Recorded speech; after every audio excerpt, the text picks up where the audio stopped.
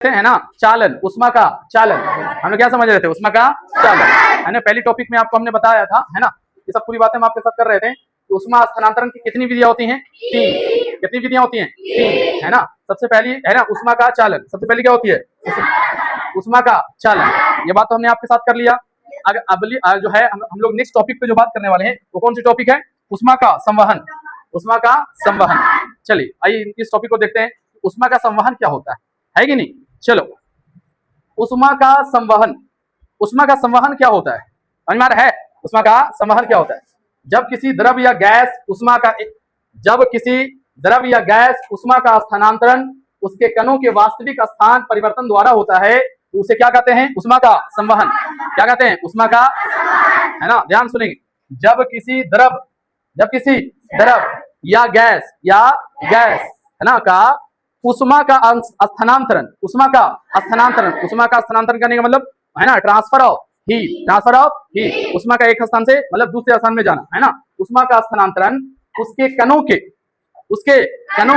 वास्तविक स्थान करने का मतलब रियल प्लेस, है ना, जो उसका रियल जगह होती है ना, वास्तविक स्थान परिवर्तन द्वारा होता है। कैसे होता है? परिवर्तन द्वारा होता है, तो उसे हम लोग क्या कहते हैं? उष्मा का संवहन कहते हैं। उष्मा का संवहन करते हैं। क्या कहते हैं? उष्मा का संवहन करते हैं। चलिए देखते हैं हम लोग कि उष्मा का संवहन जो है होता कैसे। उष्मा का संवहन होता कैसे, है ना। उष्मा का संवहन होता कैसे, है ना, ध्यान समझेंगे। उष्मा का संवहन होता कैसे, है ना, याद रखना है। उष्मा का संवहन होता कैसे, ध्यान समझेंगे। जब किसी द्रव या गैस के निचले भाग को गर्म किया जाता है, जब किसी द्रव या गैस के निचले भाग को, कैसे भाग को? निचले भाग को क्या किया जाता है? गर्म किया जाता है। क्या किया जाता है? गर्म किया जाता है। बोतल है? बोतल पानी नहीं, लेकर आओ जी, पानी लेकर आओ, है ना। ध्यान सुनेंगे। संवहन कैसे होता है? किसका संवहन? उष्मा का संवहन। उष्मा का संवहन कैसे होता है? जब किसी द्रव या गैस के निचले भाग को गर्म किया जाता है। क्या किया जाता है? सबसे पहली बात याद रखेंगे, है ना, उष्मा का संवहन सिर्फ द्रव, किसमें, है ना, सिर्फ द्रव और गैस में होता है। सिर्फ द्रव और किसमें होता है? किसमें होता है? सिर्फ द्रव या गैस में होता है। समझ में आ रहा है ना। उष्मा का संवहन किसमें होता है? द्रव और गैस, ठोस में नहीं होता है। उष्मा का संवहन ठोस में नहीं होता है। किसमें होता है? द्रव और गैस, है ना। जब किसी द्रव या गैस के निचले भाग को क्या किया जाता है? गर्म किया जाता है। क्या किया जाता है? गर्म किया जाता है। क्या होता है? सबसे पहला पॉइंट होता क्या है ना। तो जब किसी, है ना, द्रव या गैस के निचले भाग को गर्म किया जाता है तो ध्यान समझेंगे, नीचे के कण उष्मा प्राप्त करते हैं। नीचे के जो कण है, चाहे द्रव है, पानी है, अगर कोई द्रव है, नीचे वाले भाग को गर्म करते हैं, है ना, तो सबसे पहला उष्मा कौन प्राप्त करेगा? जो सबसे नीचे होगा।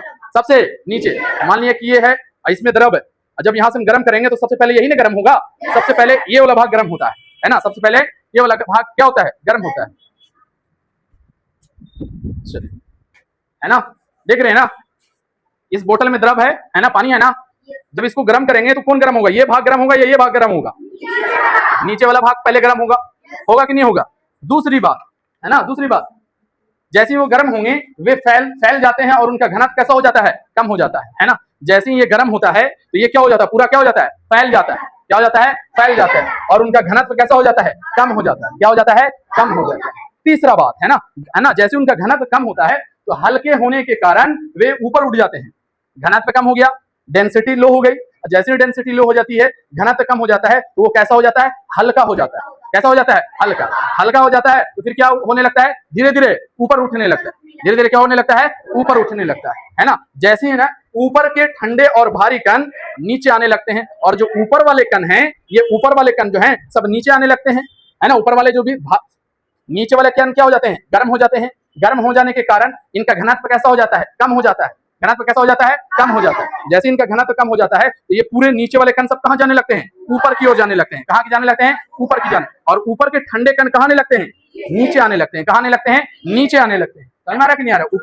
ऊपर के ठंडे और भारी कण कहां आने लगते हैं? नीचे आने लगते हैं। समझ में आ रहा है ना। यह प्रक्रिया लगातार चलती रहती है जिससे संवहन धाराएं बनती रहती है ना। यही प्रक्रिया क्या होती है? लगातार चलती रहती है और संवहन धाराएं बनती रहती है। समझ में आ रहा है कि नहीं आ रहा है? चलिए, तो इस प्रकार से, है ना, उष्मा का संवहन होता है। है ना, कुछ इस प्रकार से उष्मा का क्या होता है, संवहन होता है ना। जब पानी गर्म करते हैं, एक एग्जांपल के माध्यम से इसको समझते हैं, एक एग्जांपल के माध्यम से इसको समझते हैं, देखो ध्यान से।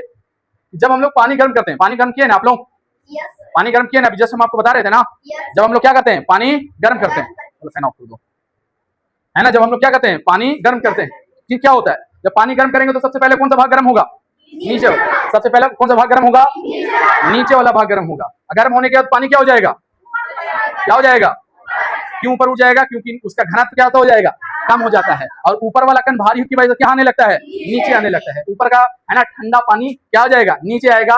इस तरीके से उष्मा पूरे पानी में क्या हो जाती है, फैल जाती है, और जैसे ही ठंडा पानी नीचे आएगा ये ऊपर जाएगा, है ना। ये नीचे वाला जो कण जो है, इसका गर्म होने के कारण है ना घनत्व कम हो जाता है, ये धीरे धीरे ऊपर जाता रहता है, ऊपर वाला कण धीरे धीरे नीचे आता रहता है। तो इस प्रकार से है ना उष्मा जो है पूरे पानी में, है ना, पूरे द्रवों में क्या हो जाती है, फैल जाती है। समझ में आया कि नहीं आया?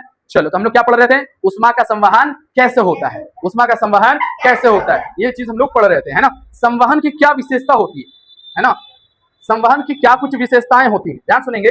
संवहन की विशेषता है ना, जब संवहन होता है या केवल द्रवों और गैसों में होता है, हमने पहले बताया संवहन किसमें होता है, संवहन किसमें होता है, संवहन किसमें होता है, द्रव और गैसों में होता है। समझ में रखनी है।